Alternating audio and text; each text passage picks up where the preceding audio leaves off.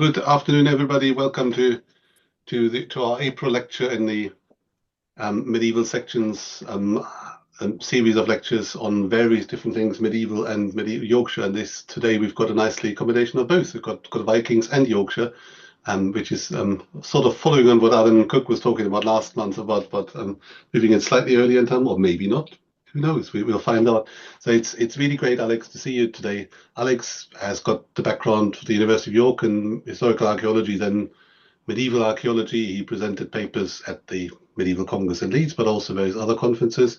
He is currently working at multiple different museums. One in Pocklington, was it Pocklington Yeah, District Historic Heritage Trust and York Museum Trust.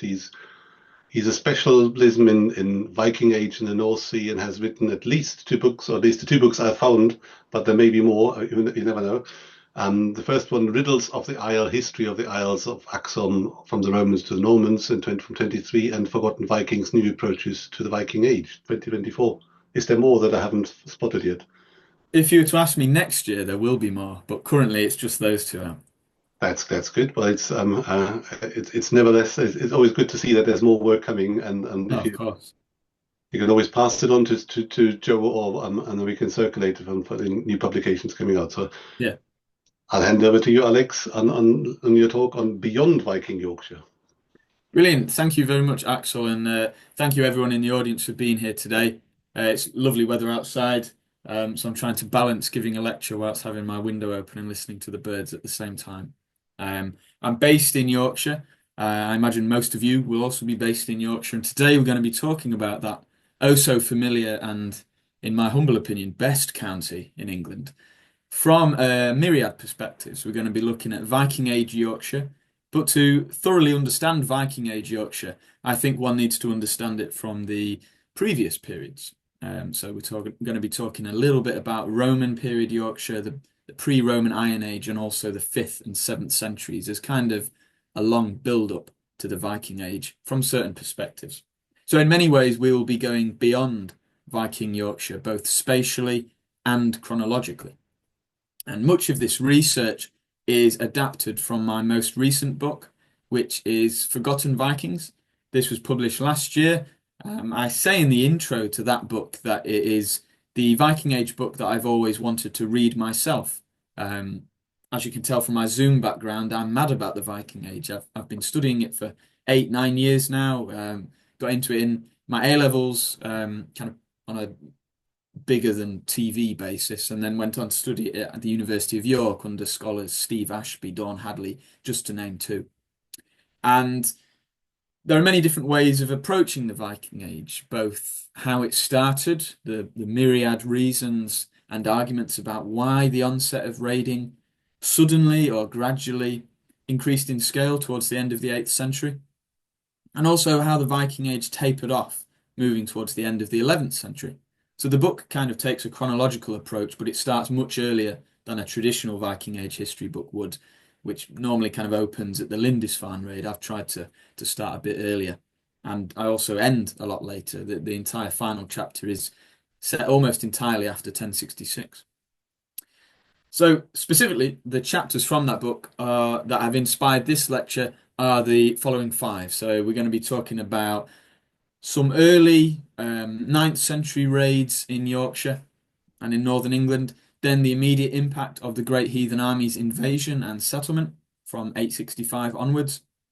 We're going to be looking at the end of what's called in some circles the Danelaw, so moving into semi-legendary Eric Bloodaxe territory, and then also how Scandinavians and the insular populations of Britain mingled together to form what's sometimes called an Anglo-Scandinavian Yorkshire. We might look a bit at the religion, but also how these kind of evolutions and cross-sections of society can be appreciated through archaeological, linguistic, and historical sources. But there's also a little bit from my next book, which is all about obscure post-Roman slash early medieval kingdoms.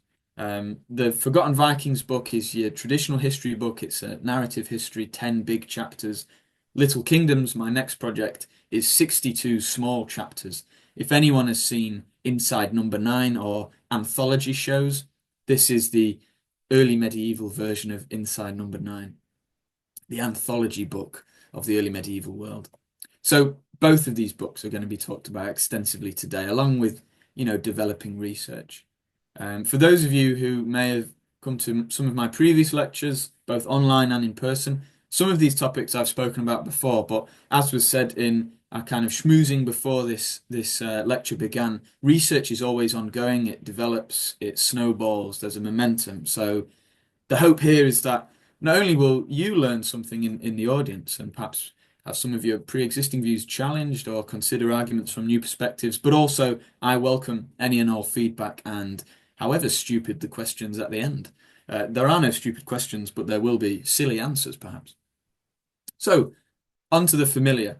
Maps like this, you'll have seen versions of just a quick Google image search, Viking raids map, comes up with something like this. So too are timelines like this quite familiar, the ramping up in scale of the Viking Age from the late 8th century all the way towards the end of the 11th. We can kind of appreciate the Viking Age in this regard because we're viewing it retrospectively. We're viewing it knowing that from about 793, raids become more and more popular as kind of a pastime for up-and-coming violent young men in Scandinavia and Frisia. And we know that after 1066, raiding becomes much more limited, concentrated around the Irish Sea area and in the east, the Baltic. So timelines like this, they have ebbs and flows and eddies. And mostly today, we're going to be focusing at this middle period. But before we can get into that, like I said at the start, to really understand Viking Age Yorkshire, the impact of Scandinavian raiders, traders, and settlers, and intermarriages between the local and incoming populations, we have to go a little bit before to understand the political and the socio-economic and perhaps the geographic makeup of Yorkshire. So some of this will involve kind of copious maps, and I've tried to keep them rough and broad to make these arguments as accessible as possible. Because you can only have so many maps. Sometimes it can be too many maps. So, Yorkshire. Where do we go from Yorkshire? Well, some would say nowhere because it's the best county. But the earliest attestation of the name, at least in a form that's mostly recognisable to us, is how it appears in Domesday Book and slightly later sources, variations of Yorkshire or Yorkshire. And to understand the etymology of Yorkshire, you of course have to look at the capital city of York. This is where I live today. I'm very lucky to live in York. It's obviously a wonderful city. I come mainly from South Yorkshire on the North Lincolnshire border, so basically stayed in the county my whole life.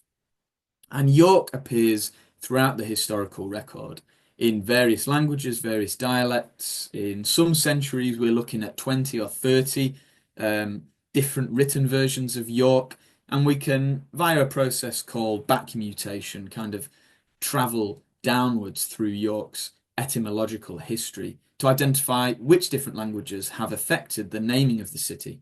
And in doing so, we can observe different linguistic populations who have called this city their home. So different migratory waves, different cultures that have assimilated and integrated and acculturated with one another. Yorkshire, as it is today, has always been a melting pot of contrasting and diverse cultures. Some of these cultural groups will be primarily based around different material identities, different dress codes, different fashion senses. Others will be different language groups. And we can appreciate them quite clearly. Slightly out of my kind of period of specialism here is a mention in Havelock the Dane, which is predominantly a narrative set in early medieval Lincolnshire and Denmark. I won't go into the specifics of what the tale is about, but it does primarily feature what you'd call Viking Age Scandinavians engaging in power plays across East Anglia, the Kingdom of Lindsey, which is North Lincolnshire, and York is mentioned in a form that's very similar to how it appears today. You'll all be familiar with, of course, Jorvik as the Viking name for York. It appears on posters everywhere across the city and elsewhere. Interestingly, the name Jorvik appears for the first time in Ale Saga, and in other sources slightly later from the Viking Age, written or compiled by Snorri Sturluson of Iceland and his kind of contemporaries. Now, Eyjolf's saga, it's been compellingly argued that the contents of the saga date from the mid-10th century. The action of the piece primarily focuses on 10th century England. The Battle of Brunanburh makes a small cameo in there. King Athelstan is mentioned. So too is a chap called Eric Bloodaxe, who we will get onto towards the end of this lecture. And in that saga, and in a few skaldic verses strewn between, the name of York is depicted as Jorvik. So that's the Old Norse approximation of the town's name.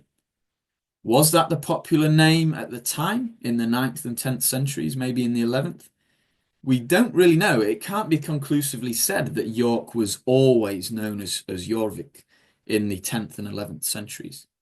In my mind, there was probably a form of a trader's talk or a pidgin dialect in the streets, in the markets of York. Coppergate, Skeldergate, Micklegate, these roads that we can still walk down today, some of which have remained as markets. There would have been people with all sorts of dialects, Old English, Old Frisian, Old Norse, and then creolizations between all three, and obviously other languages as well. You may have even heard the odd Arabic words spoken in 10th century Coppergate. That's at least influencing our thought from archaeological discoveries. So we can't conclusively say that York, as the current name, directly evolved from kind of one name to the other, so Jorvik to Yerk, then to York. And do forgive any pronunciation errors here. Rather, the evolution of the place name of York, which, as I said at the start, each stage along this kind of evolutionary tree is evidential of a different population group. It's not a linear progression from one to the next. Rather, it's kind of a sprawling web of different population groups naming the city or changing the name into their own dialect. We notice here there is a kind of an intermediate form of the name between Jorvik and York, which is something like York, said in various different accents.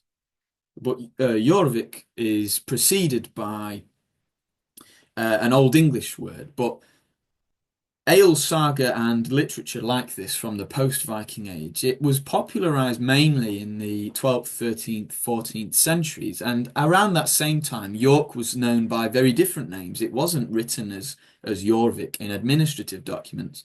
Rather, the Roman and Latin terms were still being coined by chaps like Geoffrey Gaimard, for example.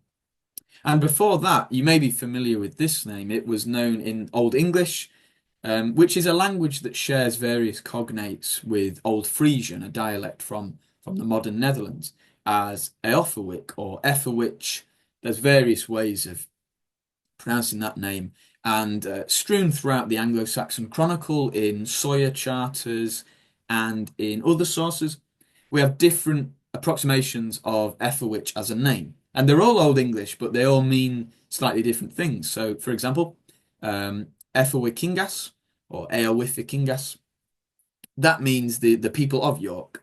So it's less about specifically a place, but more the population. They were known in relation to the city. They may have lived slightly outside the walls, they may have lived in the walls, but they were known as the people of York. There's also Efferwich with the Latin castrum written at the end. So it's the fortress of York, or the trading place of York that's also fortified. Because Efferwich, if we were to break it down into its individual components, it means something like the trading place of the Boers.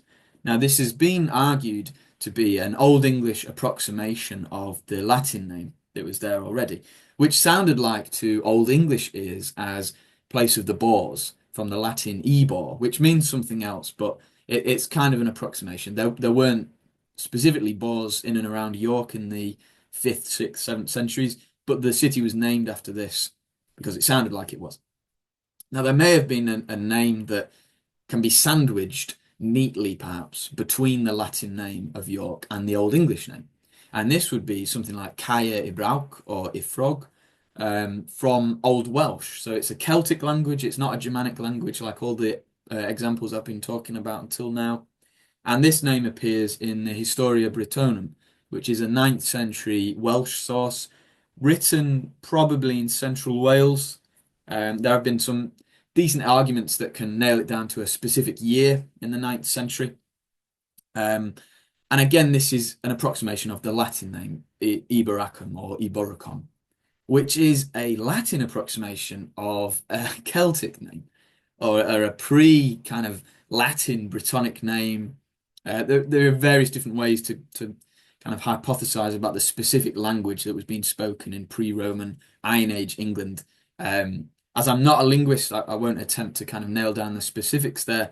But this framework of all these different language groups, they should go some way to explain that York and Yorkshire is thoroughly diverse. It's always been thoroughly diverse, and all of these different population groups have influenced the city. And importantly, nowhere between these kind of divisions of time, these different naming instances, it wasn't a case where the previous population was shunted elsewhere, they were wiped out, and then a new language group came over. Rather, these are layers and layers and layers of different languages influencing the city and Yorkshire beyond.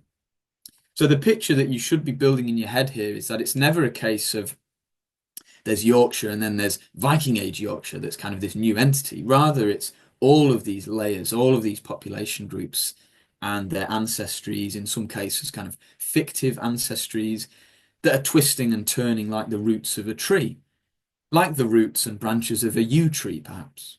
In the earliest source that mentions York, it's listed in Greek, so it's from Ptolemy's geography and secondary sources that cite that. But the assumption is that the Greek word for the city is again an approximation of a local name. So it really can get quite challenging the further back in history you go. And around the time this name was coined, we're looking at a Britain or British Isles that resemble in vastly oversimplified form something like this. Now, maps like this, again, if you were to just Google Iron Age Britain map, you'll get myriad examples like this. On one hand, they're very helpful because they give us a blurry bird's eye view of the different population groups, or at least the different tribes in Roman administrative terms that were present up and down the country. You could argue that these are kind of your Iron Age kingdoms, maybe, although the individual power structures we're not too sure on in every case. What maps like this get wrong, I think, to a detrimental degree, is that they imply that there were fixed linear frontiers between all of these different polities or territories. Maybe polities as a term is a bit too grand because it implies some kind of political salience and capital economic structure that we would associate with the word today, when really we don't know how all of them functioned individually. But maps like this, yeah, they certainly imply that one could walk from the territory of the Parisii, which is where I work in Pocklington, into the territory of the Brigantes, and you'd know. You might not know because it wouldn't be like a red line in the sand that would be drawn around them all. Maybe in some cases, barriers or frontiers between these kingdoms would be informed by earthworks, noteworthy hill forts. They'd be solidified in maybe documents and oral stories about traditions and so on. You know, so many of these forms of evidence are lost to us today. But this is broadly the political structure of pre-Roman Iron Age Britain. And the Romans, as they are wont to do, when they arrived or when the Western Empire's arm extended over Britain, they installed roads and they linked the roads with networks of forts. The forts were linked by staging posts. In between the staging posts were garrison camps, blah, blah, blah. You know, much, a very big deal in terms of administrative structures. In some cases, through the creation of Roman towns and urban centres, these pre-existing pre-Roman polities and territories were redistributed. Population centres were moved around, they were shifted. In some cases, from an imperial perspective, this was to kind of nullify the threats of native groups by building a town in the middle of, for example, the Yorkshire Dales. You move the population centres from individual hill forts into one place. And if that new town is then linked by roads, you can direct traffic and the flow of goods and wealth through specific areas. So it was a case in some areas of the UK of reshaping the political makeup of the country.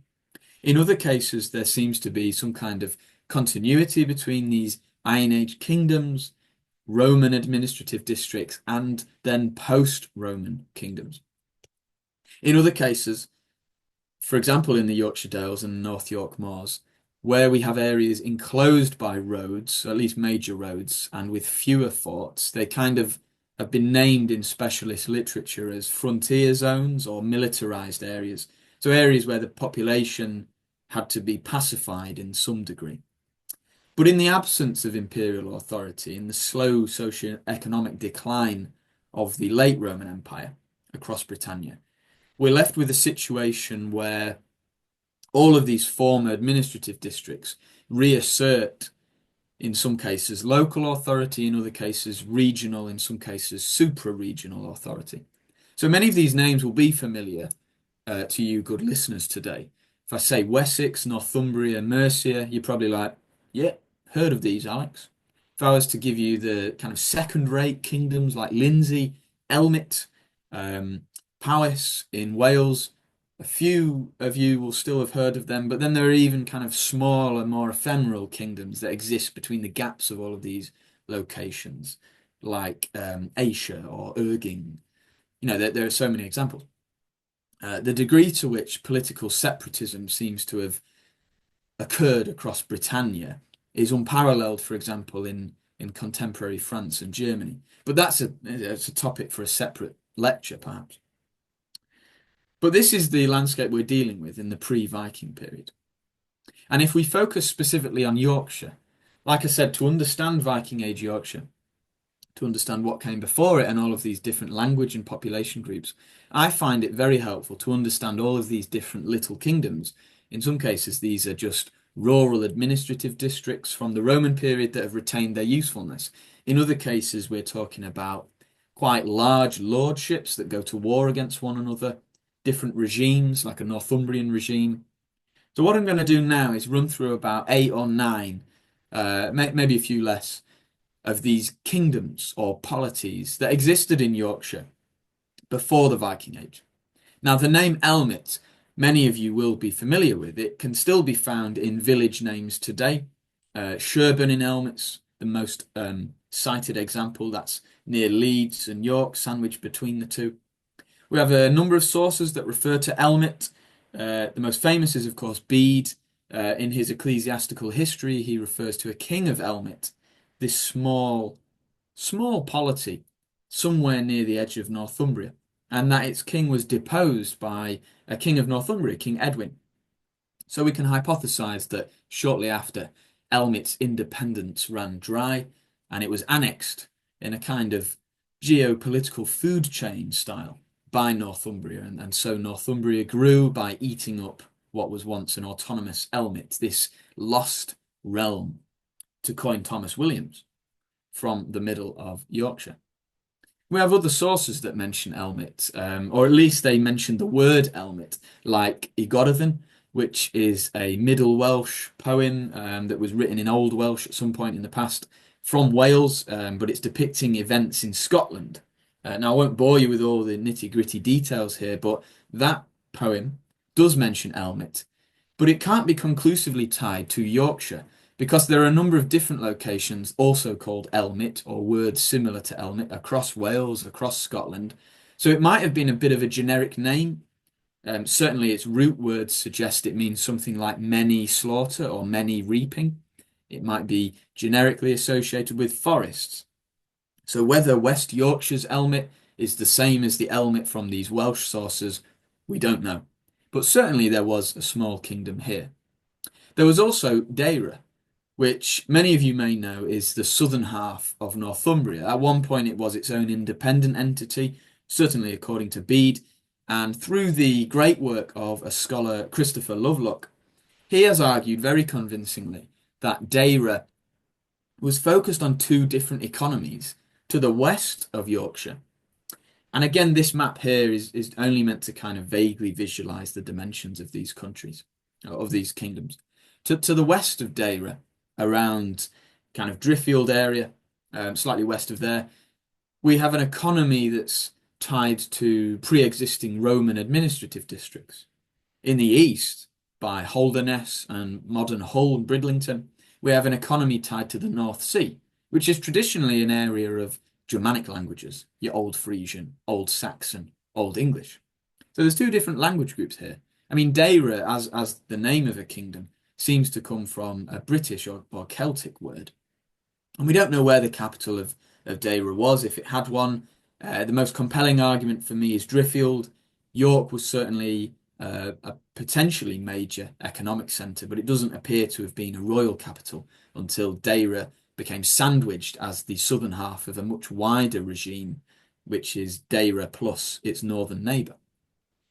And this gets more complicated the more of these little kingdoms we add. We've got one mentioned by Bede called Regio Loidis. Now, the term regio, at least how Bede uses it, means something like a second-rate, semi-autonomous district. Maybe a kingdom, although how he describes it in relation to Lincolnshire is slightly differently. But Regio Loidis is certainly a separate place to Elmet. Many people associate them as one and the same, but if you follow Bede, he definitely makes it quite clear to me that these are two different places. Again, very close by.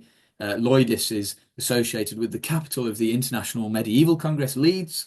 Early medieval evidence from Leeds is a bit of a gap in the city's history, certainly spread across the city's museums. It occupies fewer cases than, say, the Roman evidence from the city and everything later. We've got the West Yorkshire hoard, although that's kind of 9th, 10th century in date. But from the hoard, there are items of conceivably earlier origin. We're talking gold filigree. We've got some lozenge rings that are similar to 5th and 6th century examples. So Loidis, if it was a royal centre, if it was a small bit of Elmet, it certainly existed. And again, it complicates this web of post-Roman Yorkshire. It wasn't just one entity. That's what I'm trying to make clear here, is that when the Viking army comes over, it's not as if they just capture Yorkshire or Northumbria as one thing. They're dealing with overlapping Venn diagrams of territories that had always existed, or at least had continued to exist since the Roman period. This is a very interesting example based around Hatfield Chase, near where I grew up on the Isle of Axholme. So centred around probably Doncaster as a somewhat important late Roman gateway station, maybe Bawtry or Scaftworth, where we've got these evidence for late into post-Roman fort occupation. Several major battles occurred around Hatfield Chase in the 7th century between Northumbria, Mercia, and the independent kingdom of Lindsey, which is based around North Lincolnshire. There's obviously various arguments about where these battles took place. The Battle of the River Idle in 616, 632's Battle of Hatfield, 642's Battle of Maserfield, 655's Battle of the River Vinved, and 679 Battle of the River Trent. Some of the arguments for the individual locations of those battles can be conclusively tied to this area. Others, the evidence is slightly more tenuous. But this frontier was a very active zone of interfacing. It was a frontier zone, a marshland, where significant military and cultural discourse took place between these kind of Yorkshire-based entities and also ones further south. So it wasn't like a linear frontier, like those maps of Iron Age Britain suggest. It was more of a nebulous frontier zone in which the character of the residents who lived in Hatfield land, for example, would have shifted depending on the political situation of the time. So if any of these kingdoms, if you remember any of them, remember Hatfield land. There is as yet still no book dedicated to it. Hopefully one day someone will write one.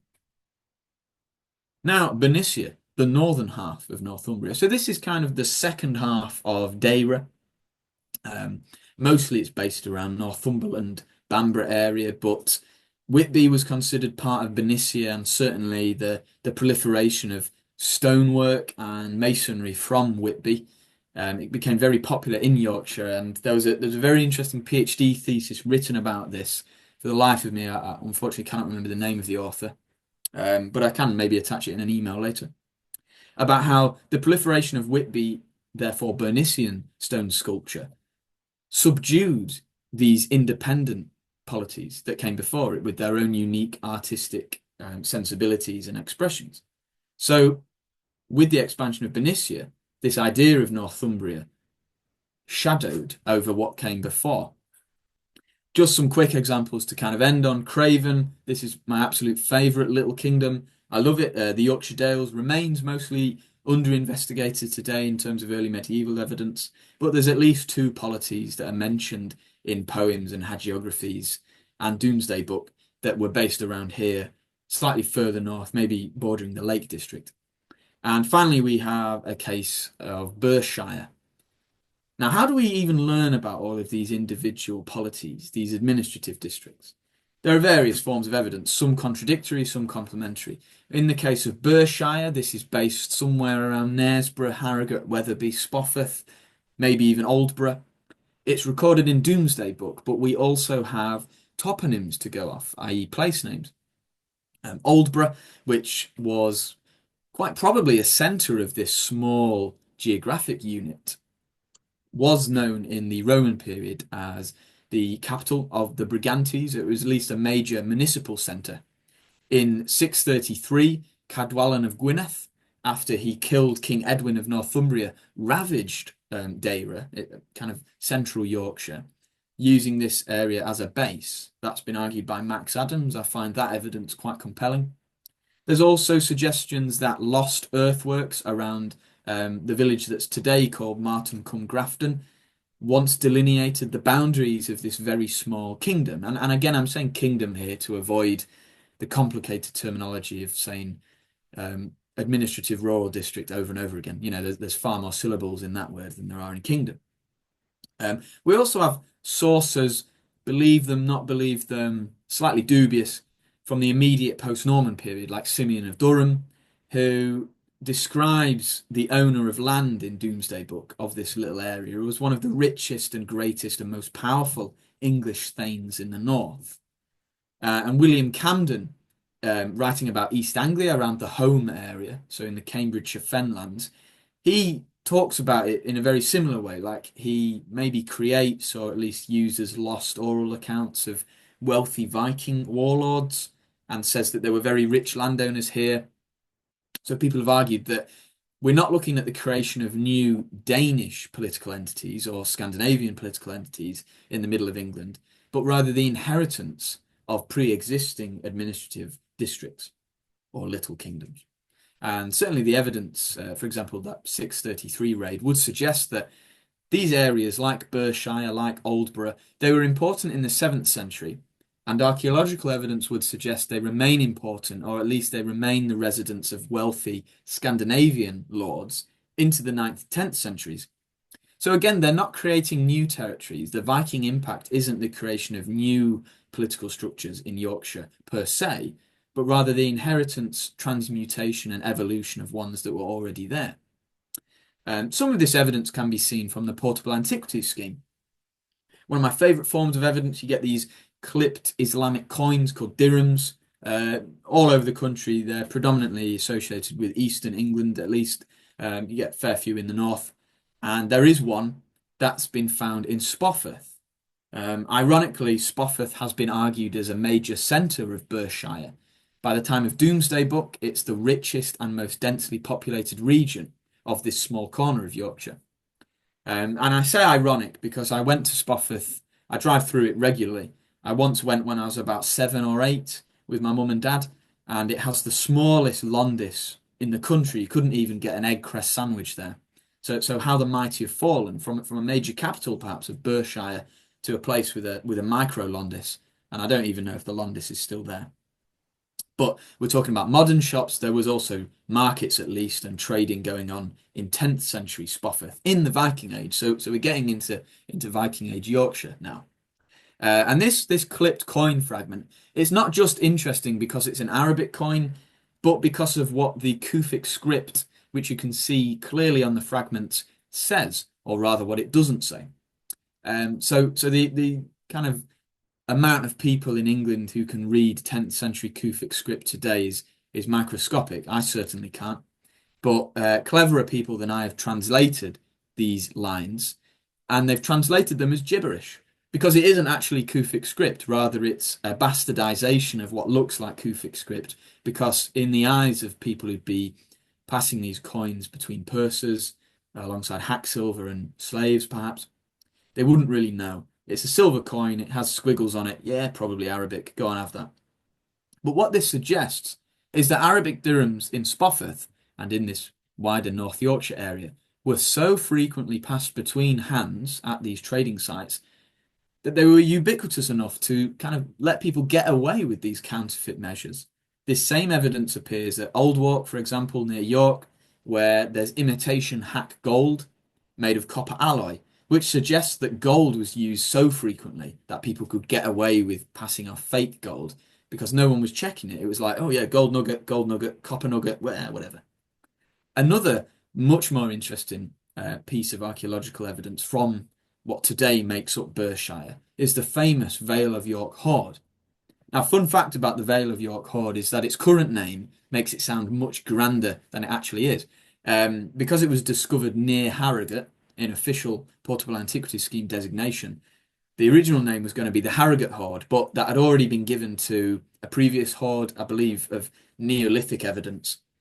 And the near Harrogate hoard doesn't really carry that same level of gravitas. So the Vale of York hoard it is. It's the hoard of the Vale of York. And contained within a crumbly lead box were all of these items that you see here today. You've got your hack silver ingots, you've got your penannular brooches, some of which kind of arm rings have been kind of bent. Others are contained in their whole form, like this. This was made by my friend. This is just a modern replica. And we've also got a few of these Islamic dirhams. And they were all, or mostly, housed in this central vessel, which is a Carolingian, i.e. French, 9th century France, mainly pewter vessel. And we know this from looking at the art styles. It's got vegetal motifs, floral swirls, it's got rondels on all sides that depict animals.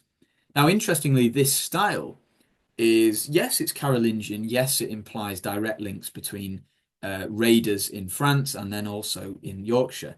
But the style is a Carolingian approximation of Islamic artistic motifs from as far away as Iran and perhaps even further east. Now, this much can be ascertained by looking at a very similar hoard, the Galloway hoard, which I won't go into too much detail about because obviously Galloway is not in Yorkshire. So it's not worth bloody visiting, as some would say. But there's these, similar hoards, and they're both Viking Age hoards, and they're both containing objects that aren't Viking in construction. They've just been repurposed from whatever they are. But they do imply significant long distance links, international links into Viking Age Yorkshire, into this complicated political landscape. Now, this is pre-Viking Yorkshire. And what this lengthy diatribe before we get into Viking Age Yorkshire has attempted to do is to explain that the situation is very complex before the Viking army comes over. Yes, we can say that all of these individual territories can be homogenized as Northumbria, but if human nature studied throughout, now into the past can tell you anything, it's that local affinities persist far more than regional or global affinities. In psychological studies, it's been argued humans kind of cap off at deeply caring more than 30 people. That's kind of commune theory. How much you believe that is a very different question when applied to the past. But certainly, it's not just a case of everyone in 8th, 9th century Yorkshire felt that they were Northumbrian. They may have felt that they were members of the polity of Craven, if it still existed at the time. We really don't know the extent of the Yorkshire Dales at this period. They may have held a distant memory of being proud, independent Dayrons or Bernicians. They may have looked back to their grandmother's time and been like, we used to be kings here. Now we're just stuck up for them northern guys. We see these kind of narratives play out today, and certainly that they wouldn't have been unheard of in the past. So not only were all these territories homogenized as Northumbria, and this is very much proliferated in kind of history books today, but then Northumbria becomes the Danelaw throughout the Viking Age, and then we also see the creation or perhaps re-emergence of an independent polity based around York. This is the Kingdom of Jorvik.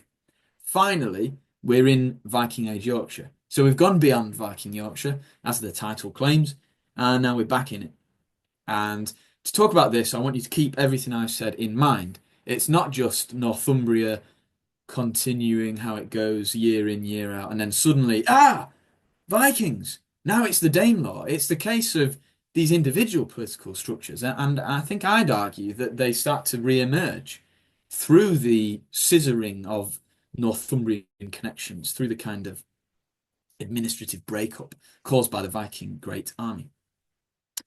And that is the topic now, the Viking Great Army. So they attack York, they capture York on the 1st of November, 866. We have archaeological records from the time. The Copgate helmet, although made in the 8th century, was probably buried or at least lobbed into a well, very carefully mined, around this date.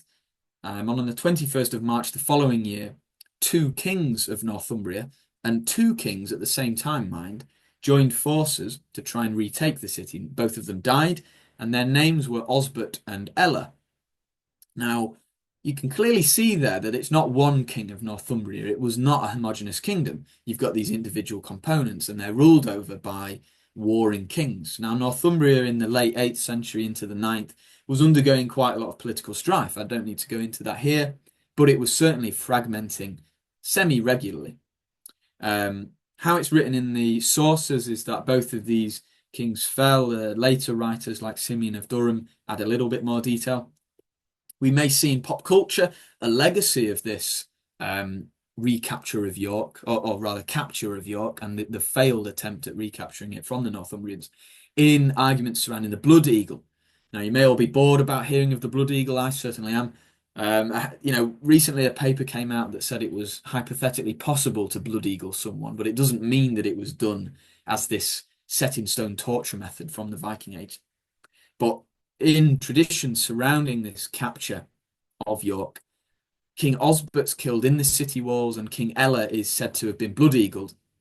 But Blood Eagle is a literary device. It's a kenning. The closest thing we have today is kind of a poetic metaphor. For me, I think what Blood Eagle means, following on from Roberta Frank's seminal article in the 80s, is to kill someone and leave their back exposed to the air. Therefore, they become the food of the carrion crow. In some poems, that's referred to as the eagle, the blood eagle or the raven. So it's not a specific animal and it's not a specific torture method. But in any case, Ella was killed perhaps later than Osbert, certainly maybe in a pitched battle instead of within York. So his body was left face down. He was blood-eagled in that sense. Shortly after, the people made peace, according to the Anglo-Saxon Chronicle, and about a decade after that, Halfdan, a leader of the Great Heathen Army. So this time Scandinavians are kind of rife in Yorkshire.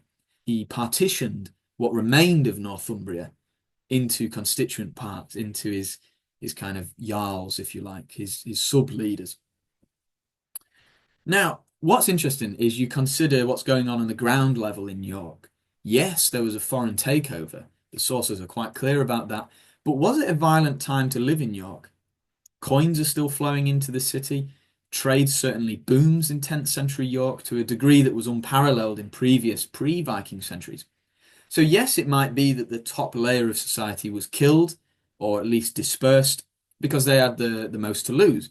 But the everyday folk like everyone on this call today, they just continued paying taxes. They were still selling in the same markets. Yeah, things were slightly different. There was a bit of upheaval, but over a couple of years, maybe a generation, things settle. There are different languages in the streets. There are different languages that you have to talk to pay your taxes, to kind of bribe people to stop ganging up on your shop. But the market remains.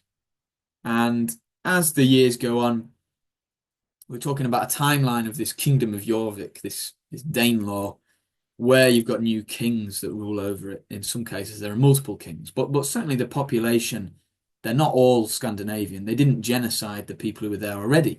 These individual language groups, these cultural groups, these people, call them Anglo-Saxons, call them early medieval English, whatever, call them Northumbrians.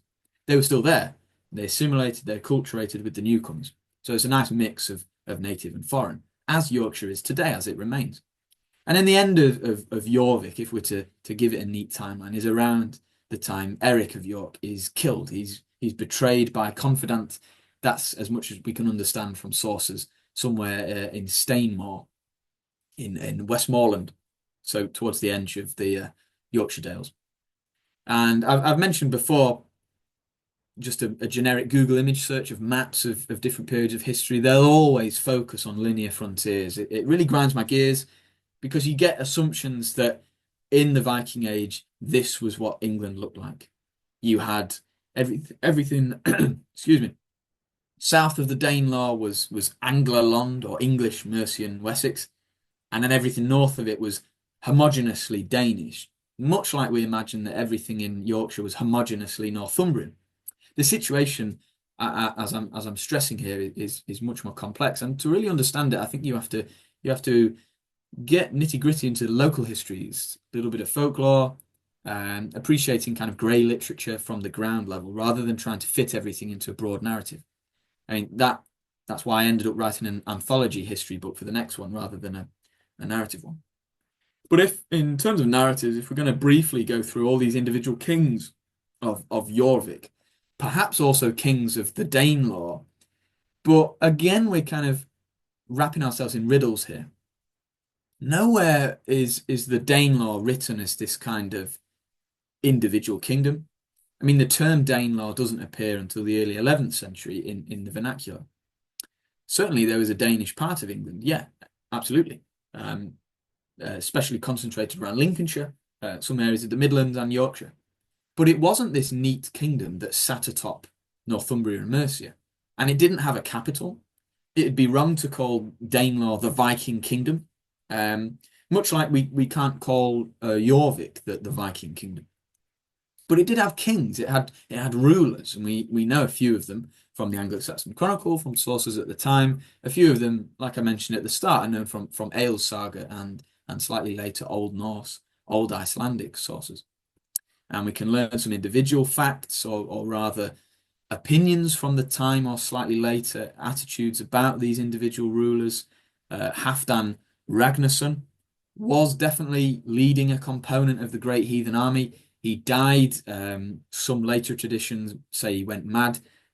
Whether or not he ruled from York, very, very difficult to say.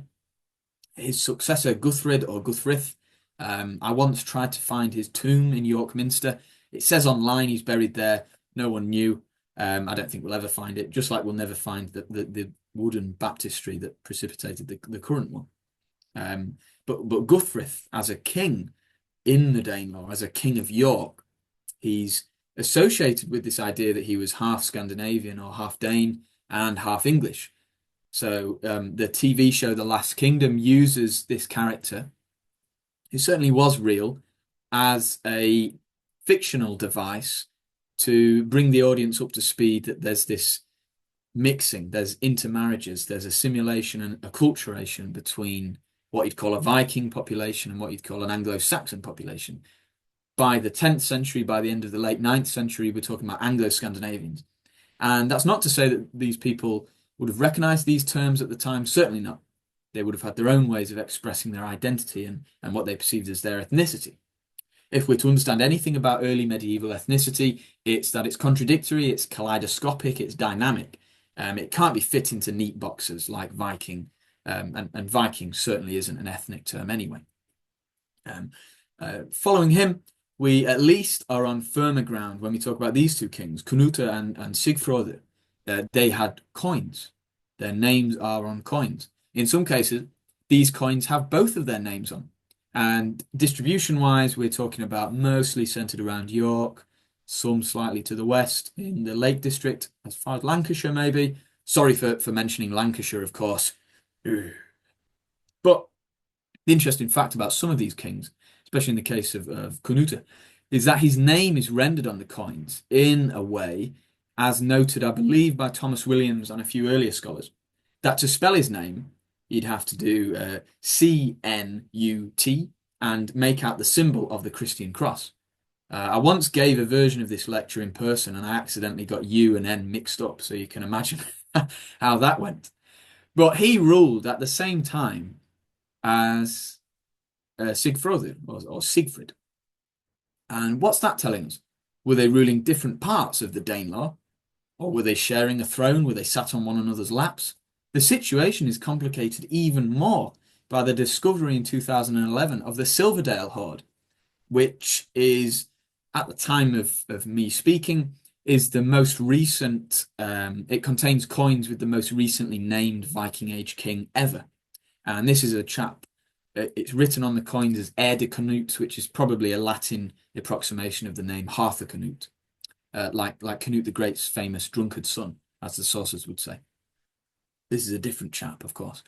But all of these coins, and in Lancashire's case, the Silverdale hoard, they can be dated to the same 10-year span. So are we talking about three kings ruling different areas or the same area of the Danelaw? And again, are we looking at a map like this, where there are these neat, or maybe not neat, but certainly blurry administrative districts that are inherited from the pre-Viking period, like Berkshire as that example, like York? And if we follow that train of thought, what of the Kingdom of Jorvik, that in some sources is written as a separate thing to the Danelaw, like Bede's mention of Regio Loidis, it's a separate thing to Elmit, or it's its own thing within a wider kingdom. So that's really interesting to keep in mind. Moving forward, we've got new kings. Ethelwald, a relative of King Alfred the Great, he's described as a king over the pagans, and by association, that made him a king of the Danes. He's in York very briefly, he doesn't last long. The next time we hear about kings from Danish-occupied parts of England, it's at the Battle of Tettenhall in 910, where Ethelflad and Edward the Elder, the progeny of Alfred the Great, they defeat a very, very substantial great Viking army somewhere in the Midlands. And it's mentioned that they defeat kings with these three names. Are they kings? Is it just the Anglo-Saxon chroniclers' approximation of a different kind of ruling structure? Jarls, maybe we'd say today. Was there a over-king of the Danelaw at this time? Like we can clearly see in kind of post-Roman England. You get kings and then you get the big kings, the big cheese. Then we move into the kind of period where Danish and Norwegian influence and an Irish influence can be felt jointly across both Jorvik and Dublin. So it's a different dynasty. And then we get a bit of a West Saxon takeover, a mixing and matching between different periods of English and what's called Danish Northumbria, Jorvik still. And then finally we get to the reign of the last king of Jorvik, who had two very small, clearly not very successful reigns as king over York. We really don't know at this time the extent of a kingdom of Jorvik, an extent of what we'd call Viking Yorkshire. Eric of York is killed, like I mentioned earlier, just near Cumbria, which, you know, today would probably be a 2-hour drive, maybe slightly more from York, a day's ride on a horse from the city. Was he an effective ruler? Was he cruel? Was he cowardly? Was he particularly successful? You know, we can infer from skaldic verses and so on. But the fact he's betrayed by a confidant, that he's expelled at a previous point during his reign, that he's killed not really that far from York, would certainly suggest that the reign was tumultuous. Now, what we can't do is associate Eric of York, who we have coins naming him, with Mr. Bloodaxe. Yesterday, I found out that the showrunner of the TV show Vikings, Michael Hurst, is planning with Amazon Prime to create a new TV show about Eric Bloodaxe. Now, I don't know if that was an April Fool's. It rattled me a bit, I won't lie. Because you just know that Eric Bloodaxe, like Ragnar Lothbrok, like the Blood Eagle, it's an element of the Viking Age that is so ingrained in pop culture that we have an upward struggle trying to unpick elements from it. You type in Eric Bloodaxe on Google Images, and you're just treated with AI slop. Blurry images of the ideal Viking ruler. Sometimes you might be lucky and he has horned helmets. This bloody evil man who ruled York in the 10th century, and it's definitely the same guy who's on these coins. As far as I'm aware, and please in the Q&A section direct me to more sources, but as far as I'm aware, it's just Claire Downham and myself who maintain a very strong belief that Eric Bloodaxe and Eric of York can't be the same person. I think the Eric Bloodaxe that's said to be ruling York in Eil's saga, it's a semi-legendary composite of multiple people that's been applied to one individual. Eil's saga cannot be denied to be a very, very entertaining Fantastic read. You could probably read it in an hour. It's brilliant. Is it an accurate description of York in the 10th century? Not really. Gets a lot of the geography wrong. We can't really treat the sagas as fact in every instance. Certainly they contain elements, kernels of truth, but it's wrapped up in a sea of legend and an addition. So by the time we get to the end of Viking Yorkshire, we're looking at a king, Eric of York, whose legacy has become tarnished, I'd say, by this obsession with a dude who we don't really know was real, Eric Bloodaxe. Um, I was blessed at a author signing event in December. A chap from Pickering had come all the way to York to have a 45-minute discussion with me about Eric Bloodaxe, the evidence for his existence, the evidence against it. It was a scintillating chat. And that to me showed that Eric Bloodaxe, like King Arthur, it's kind of a name that's embedded in scholarly consensus and in the pop culture dissemination of certain areas of academia. And the Viking Age being as perennial and as popular a topic as it is, we must never stop trying to find new approaches to talk about it. We can never say, we know everything about the Viking Age, there's no more need to write any more books. And I'm not just saying that so you buy mine. But I'm saying that because we always need to unpick previous theories because it just allows for new discussions. And Eric Bloodaxe for me is a brilliant example of that. And again, that's where he died. Throughout this lecture, as we reach the very end, I've been using the term Viking. I've used it sparingly, certainly in my book, Forgotten Vikings. Other than the title, its usage is very, very rare in the text. I've tried to stick as close to the original or near contemporary Old Icelandic term Viking instead. And I tried to use it in the grammar of the time. The reason I did that is because I just wanted to do something different. Capital V Viking, lowercase v Viking. I'm filling your heads. I'm kind of mentally flashbanging you with an idea. When I say Viking, you're depicting something. It's not an ethnic term. It's not a homogeneous identity. Its usage in the Viking Age seems to just be a generic term for pirate. The Old English cognate Viking, which is spelt with a W instead of a V, that also means pirate. Nowhere in the early medieval period is it specifically applied to Danes, to Norwegians, to Frisians, to Swedes. Nor can we be as homogeneous to label all this as one kingdom. And for a final kind of treat at the end, I'm going to complicate this situation even more. And I'm very sorry, but we have to talk about something just slightly outside of Yorkshire. Ooh, Durham, County Durham. This was the parcel of land wrapped up in what's called the Liberty of St. Cuthbert, the land of the common people devoted to God, the Halua folk or the holy folk. There's not the time to go into all the details about St. Cuthbert, one of my favourite early medieval saints. What I find more interesting than the man himself is his legacy. Into the Norman period, into the post-Norman period, the man still remembered. He had a hugely influential status in the Viking Age. In literature, he's pitted in the history of St. Cuthbert as an antagonist to Danish and Norwegian warlords in Yorkshire and the north of England. At one point, a character kind of uses St. Cuthbert. He insults his name, a Scandinavian chief insults St. Cuthbert, and he's immediately electrocuted on the spot. He's smited by God. And obviously these texts contain basically fairy tales and literary tropes. They can't be read as annals, and that's without mentioning the bias of annals. But they give us an impression of how Cuthbert was perceived at the time. And certainly by the 11th, 12th centuries, Cuthbert is perceived as the binary opposite to Viking Yorkshire or to Viking identity. And in the Norman period, he's pitted as kind of this corporeal wall almost around Durham, around Lindisfarne. He prevents a flood at one point.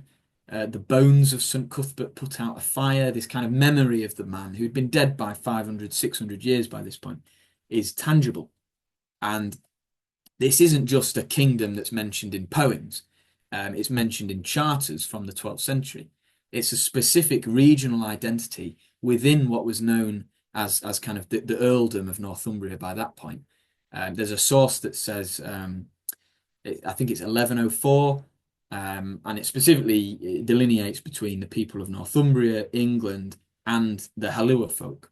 So it's three separate divisions, and that's a legacy in my mind. It's this legacy of the Viking Age, and before the Viking Age, certainly the post-Roman period.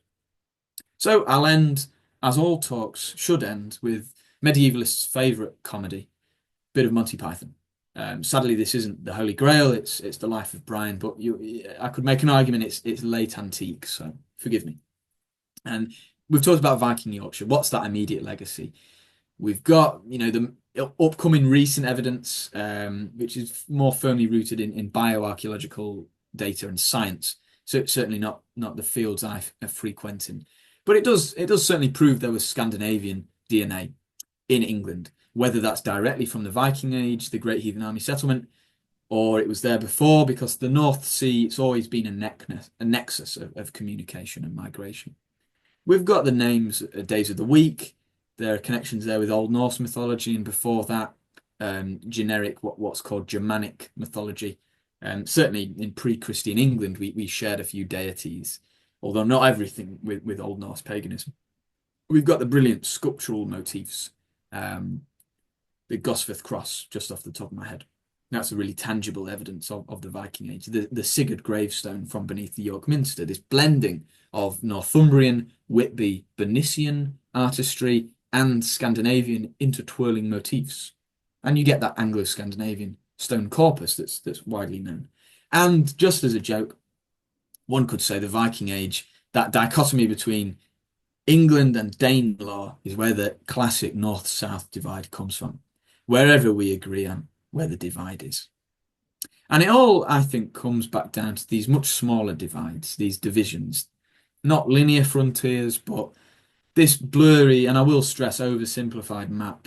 There's a reason it looks cartoony, it's because it's trying to be accessible. This map of pre-Viking Age Yorkshire.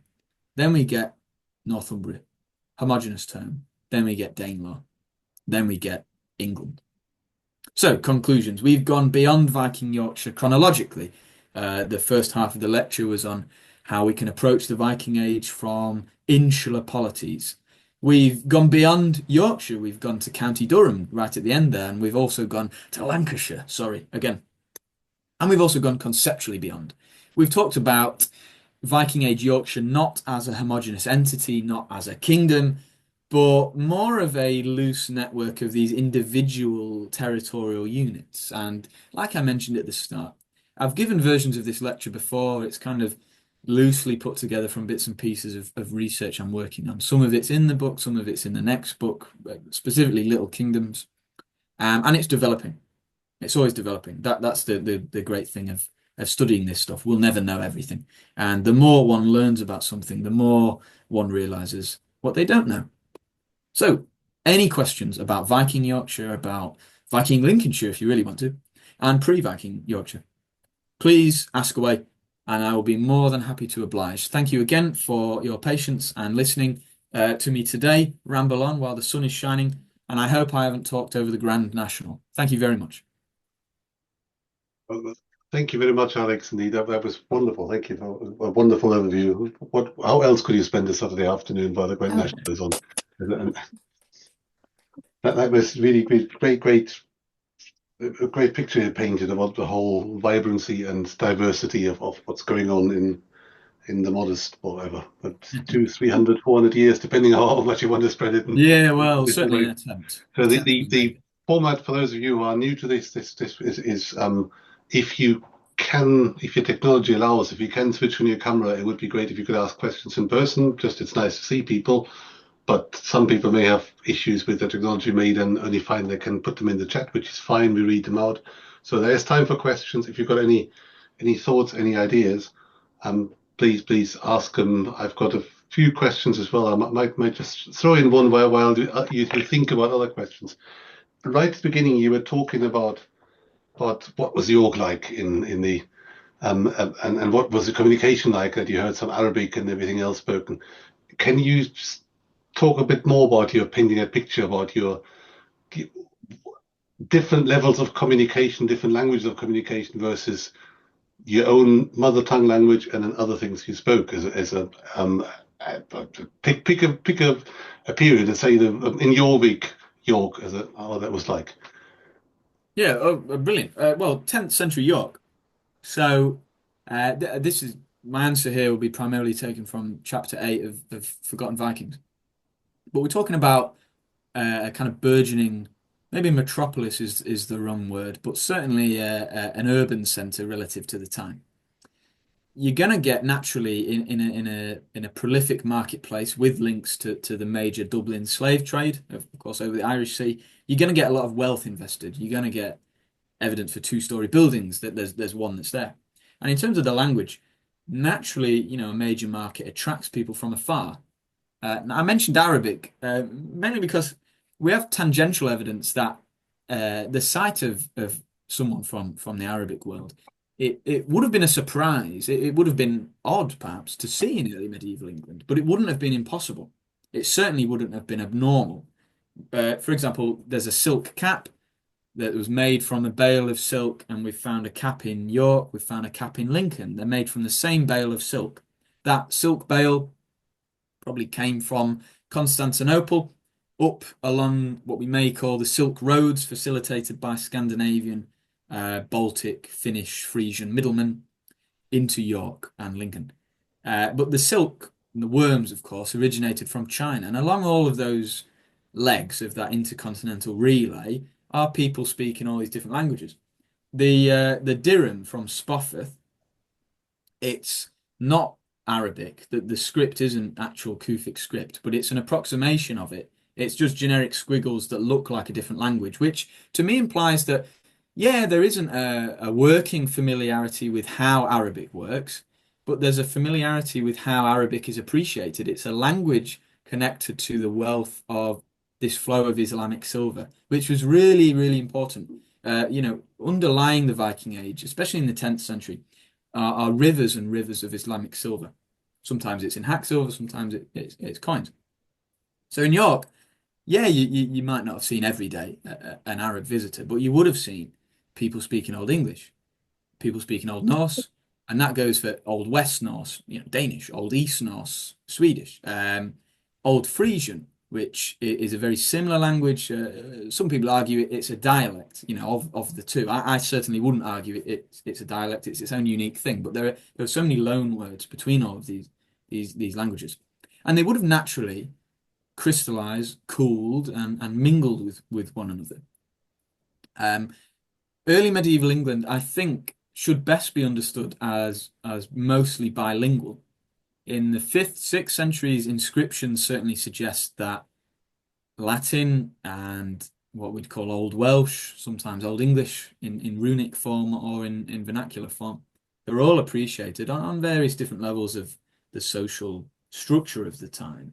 And in the Viking Age, to move around the economic landscape of York, of Lincoln, elsewhere, certainly in urban centres in the north, you would have had to have had at least a working familiarity with Old Norse, Frisian, English, because the languages are similar. So naturally, it probably not be too difficult. So what I'm picturing in 10th century York, if you were blind and you could only hear, it would be clashing of dialects. It'd be different languages overlaid atop one another, and as can be appreciated today, you'd get naturally a pidgin dialect or a creolization of multiple different languages, what might be called a trader's talk. And that can be seen on the Isle of Wight if you look at the place names and the archaeological evidence.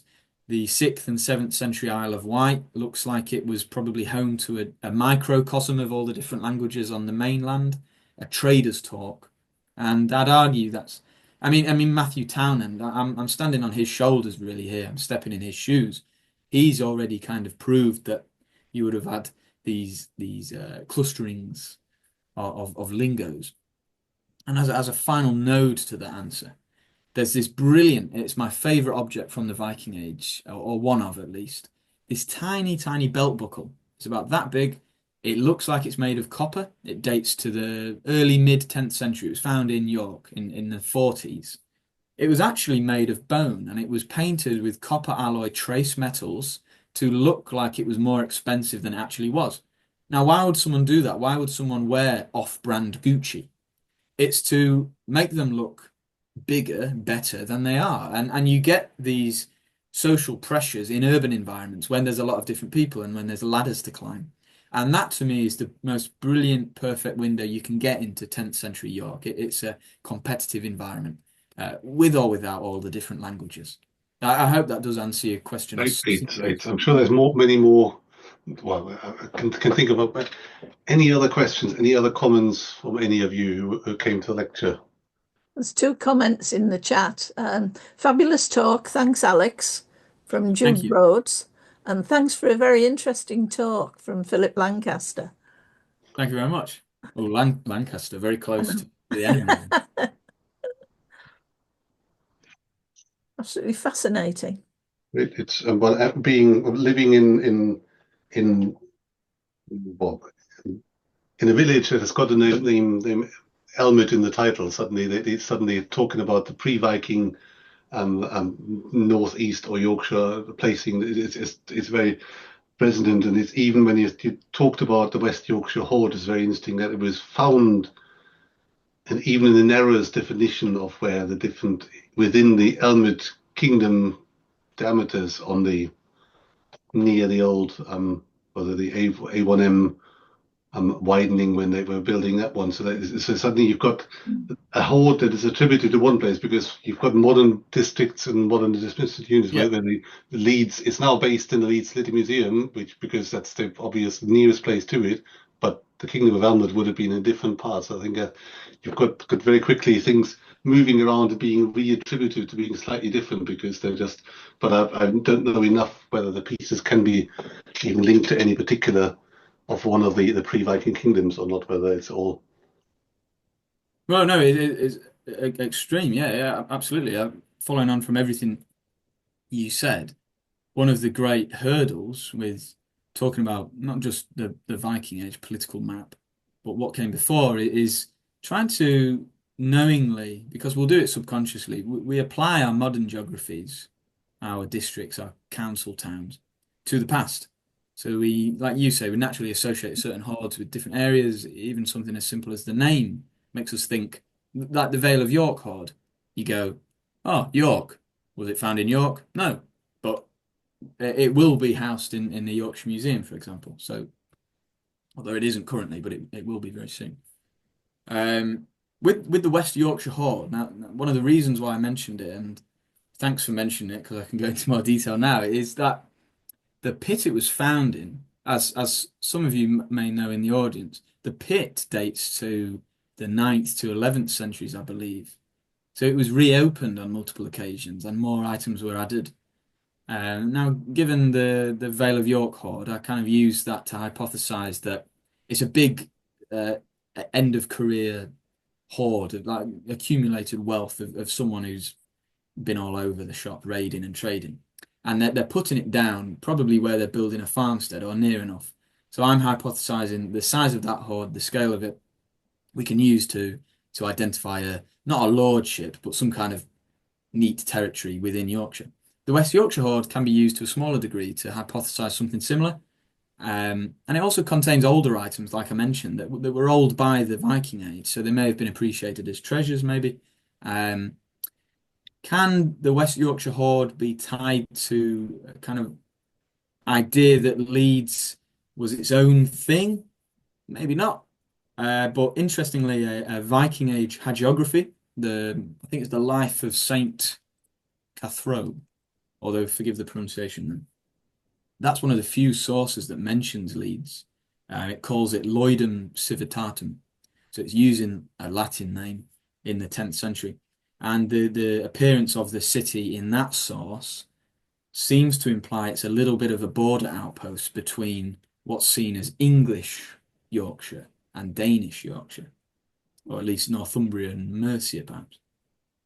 It's an obscure hagiography, and certainly Leeds is an obscure thing to investigate in the early medieval period, which I've always thought is fascinating because Axel, as you'll know, the IMC is rooted in Leeds. Leeds has a massive presence in the study of the early medieval period because naturally all of us nerds congregate there every year. And yet early medieval Leeds is a really shadowy part of the city's history. It's not the same in York, of course. We have a lot to talk about in York and Lincoln as well. But with Leeds, it's part of that's because it's much more built up than those two cities. But the evidence is harder to unpick. And the West Yorkshire Horde is only one small cog in that rusty machine, I think. Thank you. I saw a real hand, David Asquith, as being somebody based in Scotland rather than being, although with the name Asquith, I'm sure you can and draw your own conclusions. Well done, Alex. Great talk. Thanks Thank very you. much.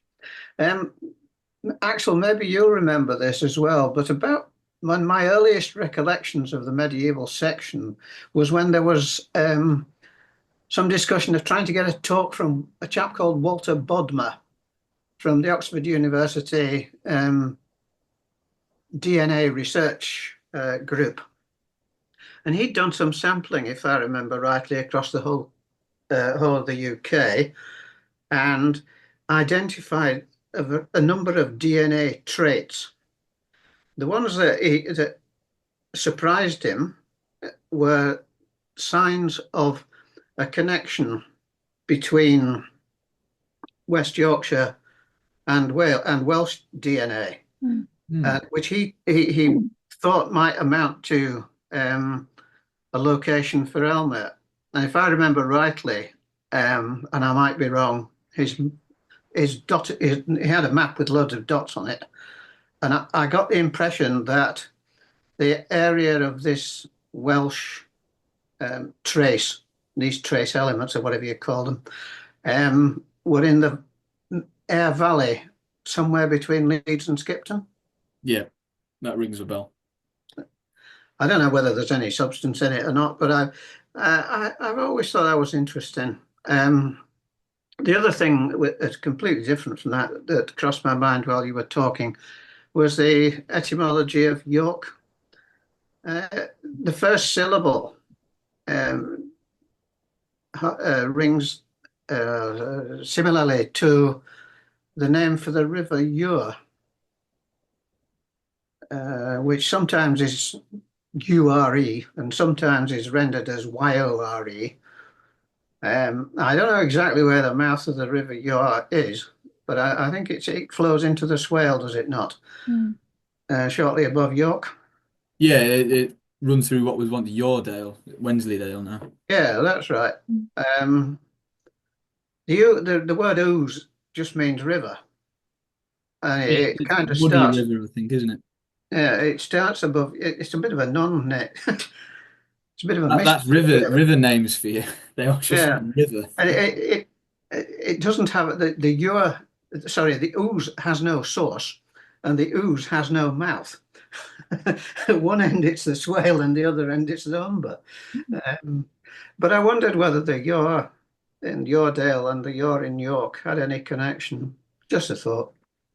No, thoughts like that, very common in my head. Being advised by toponymists, so place name experts, and linguists more generally, they always advise against what's called sounds like etymology.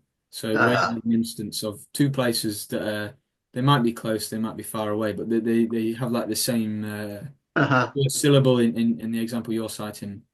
They might be spelt the same in another example, but sometimes sounds like etymology works, other times not. So in the case of the River Ure, I've seen arguments that connect it to Urian of Reged, and I've used that to try and find Reged, that kingdom no one ever seems to let go of.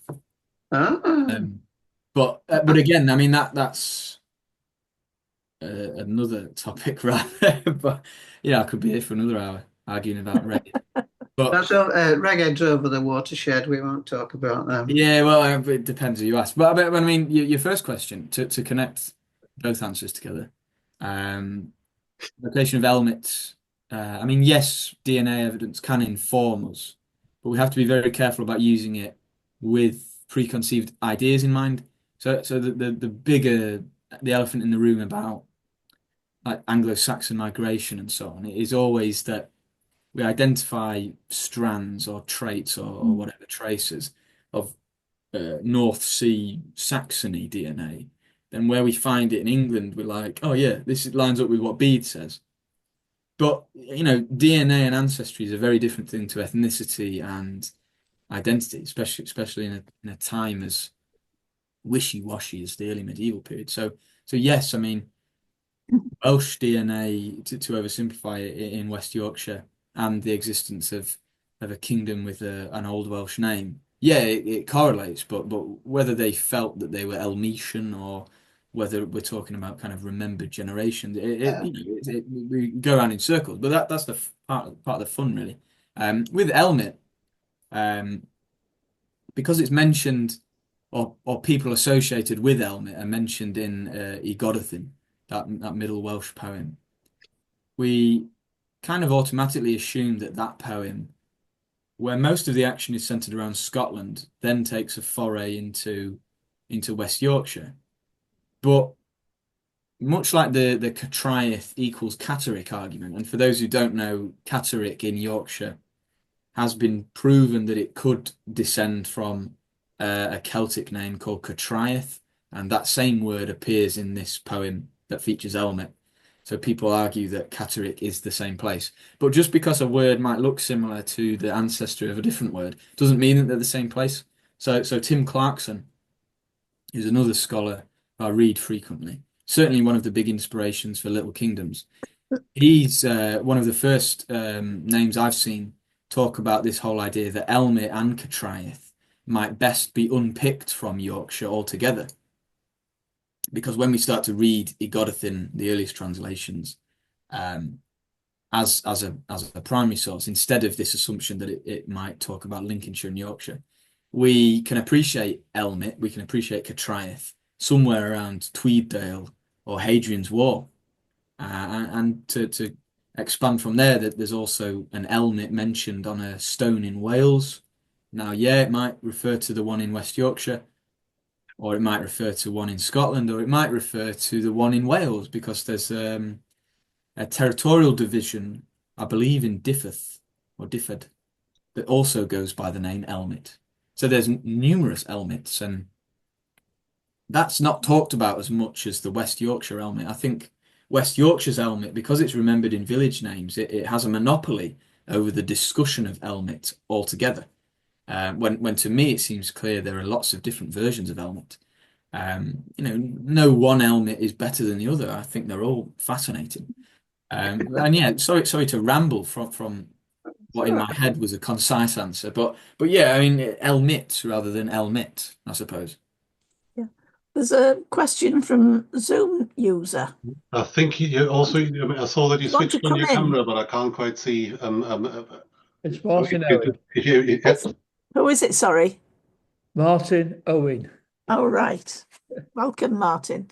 As you could tell from the Owen, I am actually of Welsh origin, and Welsh being my first language. But Brilliant. firstly was the observation that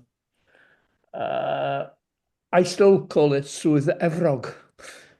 Whether that's a modern coinage, I'm not so certain based on historical background, but I still think I'm in Swydd Efrog, and I still think of the area from Edinburgh down to York as a Hen Ogledd, the Old Yes. North.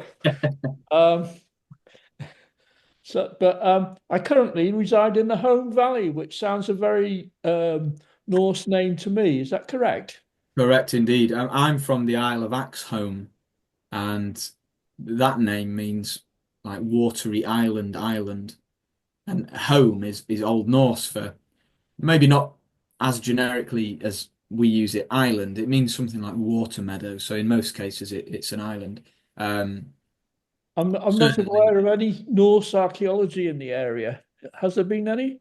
Uh, well, I mean that's the thing. I mean to move above I suppose, the home valley is that for a long time the Viking Age was only understood through place names of Old Norse descent. And I suppose to crystallize what I've been talking about today is that some archaeological evidence can't be ascribed to a Viking identity because it was there before, it remained there. Maybe there wasn't an upheaval. The fact the home valley is named the home valley suggests that the prestige language in that area, or certainly the one that was preserved in charters, was Old Norse.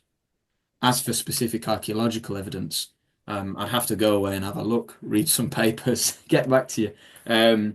As much as I'd like to have some kind of Viking Age GPS in my head that could mine data from all over the country, it'd have to be more manually achieved. So sorry, Yeah. I can't give you a specific answer there about the archaeology. It's the joy of having the whole of the HER online for Wales, and I missed that dearly living as I do in West Yorkshire. No, yeah, absolutely. I mean, there is Viking evidence in Wales generally, and Oh, crikey, yes. that's certainly a change in paradigm because for a lot of the I've, period of study, it had been assumed to be kind of off the map in the Viking world, but it was an extremely pivotal part of the Irish Sea region. I've moved here from Anglesey. Oh, well, there you Bit are. of a You'll know giveaway, them. huh? Yeah. I mean, what's fascinating is Anglesey and the Isle of Man, and if we move out of the Irish Sea, certain areas in the North Sea, they were already kind of home to pirates and raiders before the Viking Age. So Yeah. the usage of these waterways in the Viking Age as pirate havens, what have you, it's just a continuance of what's going on before. And that, if anything, summarizes what I've been saying today. Yes, there is a Viking impact. In terms of place But- names, yeah, the Sheehan Peninsula, the bit that sticks out beyond Carnarvon, yeah. is actually really the same as Leinster, and Mm, it was occupied by the Irish post-Roman yeah. time Old from Irish. Yeah. Leinster, and that's how it gets its name, and that's quite a huge tract of land. Yeah. Yeah, oh, nice quote from the Holy Grail there. Huge tracts of land. Yeah. Well, I mean, we're moving away from the Viking Age now, but if anyone on this call, aside from you, Martin, wants to learn about post-Roman Welsh kingdoms, please, my next book, Little Kingdoms, features at least 8 of them. So there's a Right. few. And Strathclyde being a particular interest of mine. Strathclyde is definitely in there. Yeah, don't you worry. I could never forget Strathclyde. Good advert. Sorry. Always good to be noted. Yes, it's Yeah, but we're reaching 1/2 and lost a few people. Any last questions that people have? Any last comments, or are you all exhausted? And it's I think we've heard a lot about what's in the name and what isn't in the name, and you didn't get any more theories about Eric Bloodaxe versus Eric of York, or is it the same person or a different person? It just, to me, this sounds like Eric Bloodaxe sounds so much more exciting when it comes to modern memes and modern manga and everything else that goes into the mix. I think it's just whereas it's like King Arthur. The idea of a post-Roman period that's extremely complex and difficult to understand will always fall short of this idea that there was a King Arthur and a resistance against the monolithic Anglo-Saxons, because it's just a much more emotive tale to latch onto. And that's not a bad thing. We have these oversimplifications, but to me, they're best used as avenues for further study and inspirations to get invested. Yeah. That's right. that's, I think, a perfect word to end on. It's thank you very much, Alex, indeed. Before thanking you, just Yes. two more